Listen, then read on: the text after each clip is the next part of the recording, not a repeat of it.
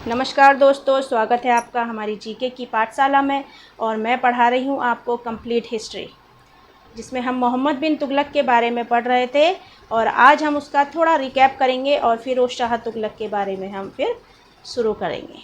ठीक है, तो उससे पहले मोटिवेशनल कोट सुन लेते हैं और फिर अपनी क्लास को शुरू करते हैं। सिर्फ सोचने का थोड़ा फ़र्क होता है सबका, क्योंकि जो समस्याएं आती हैं वह आपको कमज़ोर करने नहीं बल्कि आपको पहले से ज़्यादा मजबूत बनाने आती हैं, जिससे आप और बेहतर ढंग से अपने आप को निखार पाएँ। तो दोस्तों, समस्याएं सबके जीवन में आती हैं। हमें ये सोचना है कि उन समस्याओं से हम निपटारा कैसे कर सकते हैं, कैसे हम उनका हल निकाल सकते हैं। ठीक है दोस्तों, तो इस तरह से हमें अपनी समस्याएं दूर करनी पड़ेंगी। तो क्या पढ़ रहे थे हम अपनी पिछली क्लास में? मोहम्मद बिन तुगलक के बारे में।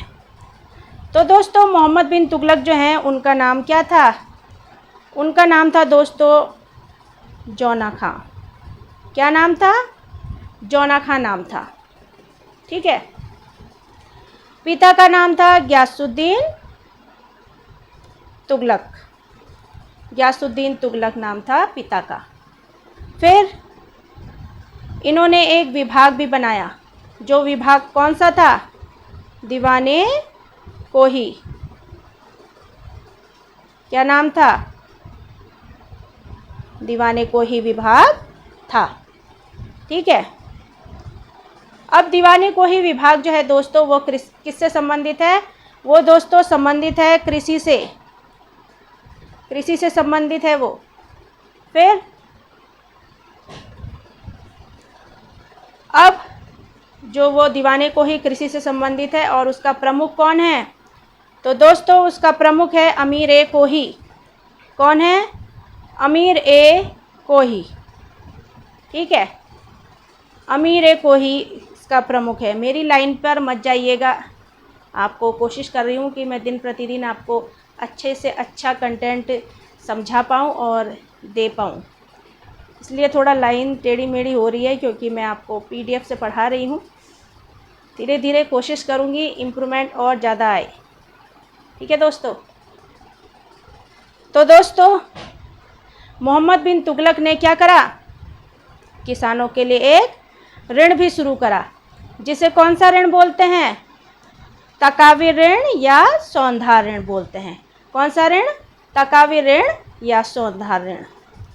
फिर मोहम्मद बिन तुगलक के समय दो राज्यों का भी उदय हुआ। वो कौन कौन से थे? एक विजयनगर और दूसरा बहमनी राज्य। तो कौन कौन सा? एक था विजयनगर और दूसरा था बहमनी राज्य। अब विजयनगर के जो शासक हैं वो कौन हैं? हरिहर बुक्का और बहमनी वंश के बहमन शाह। विजयनगर के शासक हैं देखो, हरिहर और बुक्का, और बहमनी राज्य के शासक हैं बहमन शाह। ठीक है। जिस दिल्ली शासक के समय सबसे ज़्यादा विद्रोह हुए, ऐसा क्वेश्चन आ जाता है। जिस दिल्ली शासक के समय सबसे ज़्यादा विद्रोह हुए, तो वो कौन सा शासक था? मोहम्मद बिन तुगलक। अब मोहम्मद बिन तुगलक के बारे में जानकारी मिलती है कौन कौन सी पुस्तकों से मिलती हैं? एक जियाउद्दीन बर्नी की पुस्तक तारीख़ फ़िरोज़शाही, और फिर दूसरी रहला पुस्तक, इब्न बतूता की रहला पुस्तक। दूसरी कौन सी थी? इब्न बतूता की रहला पुस्तक। मोहम्मद बिन तुगलक ने काजी भी बनाया। किसे बनाया था काजी? काजी का पद किसे दिया था मोहम्मद बिन तुगलक ने? इब्न बतूता को, जो मोरक्को यात्री था और अफ्रीका से आया हुआ था। कहाँ से आया हुआ था? अफ्रीका से आया हुआ था। और फिर आखिरकार मोहम्मद बिन तुगलक की मृत्यु हो गई। उसकी 5 नीतियों के कारण नहीं, वह बीमार हो गया था, इस वजह से उसकी मृत्यु हो गई थी। 1351 में मोहम्मद बिन तुगलक की मृत्यु हो गई थी। ठीक है। अब कहाँ हुई मोहम्मद बिन तुगलक की मृत्यु? सिंध के थट्टा में। कहाँ हुई थी? सिंध के ठट्टा में मोहम्मद बिन तुगलक की मृत्यु हुई थी। मोहम्मद बिन तुगलक की 5 नीतियाँ कौन कौन सी थी जो उसे क्या कहती हैं? रक्त पिपासु, पागल, मूर्ख, बुद्धिमान, ये सब अच्छे अच्छे नाम उसे दे रखे थे। तो देखिए वो 5 नीतियाँ थी। एक थी राजधानी परिवर्तन, दूसरा सांकेतिक मुद्रा का प्रचलन, तीसरा दोआब कर में वृद्धि, चौथा खुरासान अभियान, पांचवा कराचील अभियान। कौन सी? राजधानी परिवर्तन, सांकेतिक मुद्रा का प्रचलन, दोआब में कर वृद्धि, खुरासान अभियान और कराची अभियान। तो इन 5 अभियानों की वजह से मोहम्मद बिन तुगलक को क्या मिली? विफलता मिली और उसे पागल कहा गया, मूर्ख, बुद्धिमान कहा गया, रक्त पिपासु कहा गया। अब पढ़ते हैं फिरोज शाह तुगलक के बारे में। तो दोस्तों फिरोज शाह तुगलक जो है तो इसका शासनकाल कब से कब तक चला? इसका शासनकाल चला दोस्तों 1351 से 1351 से लेकर 1388 ईस्वी तक। कब से कब तक? 1351 से लेकर 1388 ईस्वी तक इसका शासनकाल चला फिरोज शाह तुगलक का। फिरोज शाह तुगलक जो है दोस्तों ये मोहम्मद बिन तुगलक का चचेरा भाई था, लेकिन शांति प्रिय व्यक्ति था।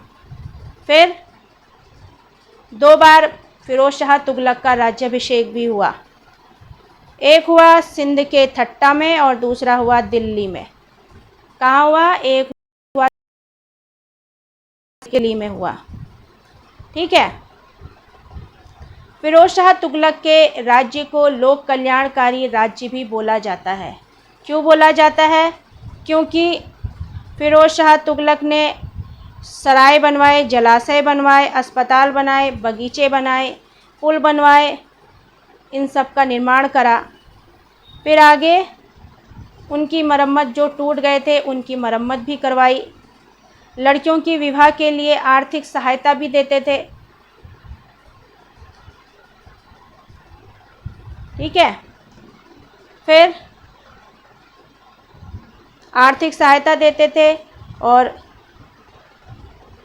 दीवाने खैरात विभाग जो होता था ना, मतलब इसमें यही होता था दोस्तों कि इसमें विधवाओं को, अनाथों को, अनाथ लड़कियों को उनके विवाह के लिए आर्थिक सहायता दी जाती थी।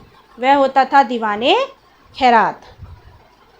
अब कोई जो बीमार व्यक्ति है वो अपना इलाज नहीं करवा पा रहा है तो उसको भी फिरोज शाह तुगलक सरकारी खर्चे पर उसका इलाज करवाता था। ऐसे थे फिरोज शाह तुगलक। तो देखिए औषधियों एवं भोजन दिए जाने की भी इन्होंने व्यवस्था की थी। जो क्या होते थे? योग्य व्यक्ति होते थे, मतलब उस बीमार होते थे तो उन्हें औषधियाँ दी जाती थी। इस तरह के थे दोस्तों फिरोज शाह तुगलक। एक बार फिर से पूरा पढ़ लेते हैं और अपनी क्लास को हम क्या करते हैं? फिर समाप्त करते हैं। ठीक है। और पता चल गया मोहम्मद बिन तुगलक का नाम जौना खां था, पिता का नाम गयासुद्दीन तुगलक था। अमीर और उलेमा वर्ग के लोग जो है इससे नाराज़ रहते थे, खफा रहते थे, क्योंकि इन्होंने गैर अमीरों को ऊंचे पद दिए हुए थे, दूसरे धर्मों को भी ये बढ़ावा देते थे। ऐसे थे मोहम्मद बिन तुगलक। दीवाने को ही इन्होंने विभाग बनाया था जिसका प्रमुख होता था अमीर को ही। फिर क्या है दोस्तों? एक ऋण शुरू करा इन्होंने, तकावी ऋण, जिसे सौंधा ऋण भी कहा जाता है। इसमें क्या होता था? जैसे कोई लोन लेना चाहता है तो उसे लोन दे दिया जाता था। और फिरोज शाह तुगलक क्या करता है, जो भी लोन लेता था ना, ये जैसे अब तकावी ऋण लोन लिया हुआ है मोहम्मद बिन तुगलक के समय, तो फिरोज शाह तुगलक के समय भी अगर वही लोन रहेगा किसी व्यक्ति का तो फिरोज शाह तुगलक उस लोन को माफ़ कर देगा, ऋण को माफ़ कर देगा। फिर मोहम्मद बिन तुगलक के समय 2 राज्यों का उदय हुआ, एक विजयनगर का और एक बहमनी राज्य का। फिर विजयनगर के जो शासक हैं वो हैं हरिहर और बुक्का, और बहमनी राज्य के जो शासक हैं वो हैं बहमन शाह। इनके समय सबसे ज़्यादा आंतरिक विद्रोह हुए। मोहम्मद बिन तुगलक के समय दो पुस्तकों के वजह से पता चलता है, एक बर्नी की तारीख़ फ़िरोज़ शाही और एक इब्न बतूता की रहला पुस्तक। इब्न बतूता जो अफ्रीकी यात्री था और इन्होंने रहला पुस्तक लिखी हुई थी। इब्न बतूता को मोहम्मद बिन तुगलक ने काजी का पद भी दिया था। 1351 में सिंध के ठट्टा में मोहम्मद बिन तुगलक की मृत्यु हो गई। मोहम्मद बिन तुगलक की 5 नीतियाँ जो उसे विफलता के करीब ले जाती हैं। 1. राजधानी परिवर्तन, सांकेतिक मुद्रा, दोआब कर वृद्धि, कराचील अभियान, खुरासान अभियान। इस वजह से इन्हें मूर्ख, बुद्धिमान, पागल, रक्त पिपासु कहा जाता है। फ़िरोज़ शाह तुगलक का फिर शासनकाल अब शुरू हो जाता है इनके बाद 1351 से 1388 ईस्वी तक। फ़िरोज़ शाह तुगलक मोहम्मद बिन तुगलक के चचेरे भाई थे। 2 बार फ़िरोज़ अभिषेक हुआ, 2 बार राज्याभिषेक हुआ, एक सिंध के ठट्टा में और दूसरा दिल्ली में। फ़िरोज़ शाह तुगलक के राज्य को लोक कल्याणकारी राज्य भी बोला जाता है। फ़िरोज़ शाह तुगलक ने जलाशय बनाए, सराय बनाई, अस्पताल, बगीचे आदि का निर्माण करवाया, मरम्मत करवाई। दीवान खैरात विभाग बनाया जिसमें विधवाओं को, गरीब लड़कियों को उनकी शादी के लिए पैसा दिया जाता था। फिर जो रोगग्रस्त व्यक्ति होते थे, जिनको ज़रूरत होती थी औषधि की, तो उन्हें औषधि भी देते थे और साथ करवाते थे। तो दोस्तों, यहीं ख़त्म होती है हमारी आज की क्लास। कैसी लगी ज़रूर बताइएगा और मिलते हैं आपसे अपनी अगली क्लास में। Thank you.